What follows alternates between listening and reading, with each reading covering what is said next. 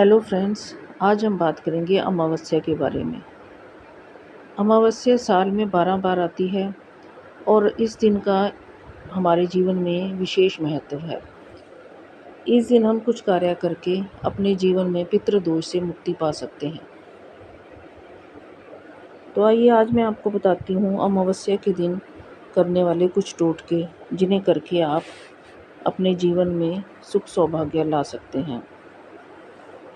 अमावस्या को पीपल तथा बड़ के पेड़ की पूजा करनी चाहिए, जिससे हमें विशेष लाभ होता है। इस दिन सुबह इन पेड़ों को जल से सींचें और शाम को दीपक जलाएं।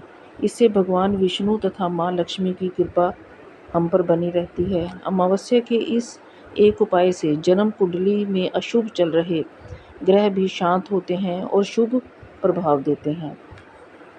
अमावस्या के दिन यदि संभव हो तो अपने नज़दीक के किसी पवित्र सरोवर या नदी में स्नान करें। स्नान के पश्चात वहीं पर पितरों के निमित्त तर्पण करें। इसके बाद शिव मंदिर में जाकर भगवान शिव को अभिषेक करवाएं और उनकी पूजा अर्चना करें। कम से कम किसी एक भिखारी को एक समय का भोजन दान करें। इससे घर तथा जन्म कुंडली में चल रहा पितृदोष दूर होता है। इससे घर परिवार में समृद्धि भी आती है।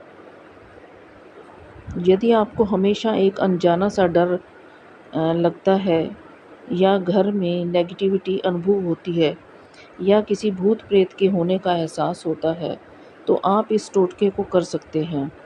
ऐसे में आपको पानी में समुद्री नमक मिलाकर उससे पूरे घर में पोछा लगवाना चाहिए। पोछा लगाने के बाद पूरे घर में गंगा जल के छींटे दें। इस तरह करने से घर में चल रहे क्लेश और दूसरे झगड़े खत्म हो जाते हैं।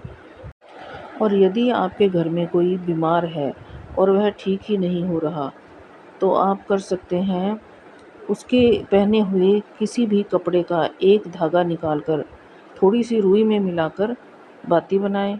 अपने नज़दीक के किसी भी हनुमान मंदिर में मिट्टी के दीपक में इस बाती को डालकर तेल डालकर दिया जलाएं।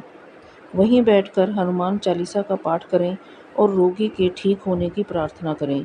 कुछ ही दिनों में आपको इसका असर दिखेगा और रोगी धीरे धीरे स्वस्थ होने लगेगा।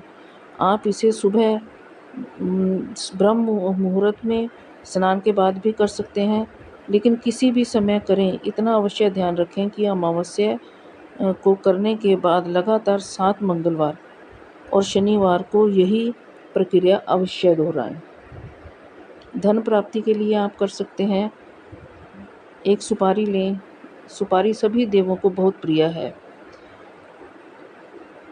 और इसे गणेश जी का रूप भी माना गया है। इसीलिए सभी प्रकार की पूजा में सुपारी का प्रयोग अवश्य किया जाता है। इसके कई प्रकार के शास्त्रीय प्रयोग भी किए जाते हैं।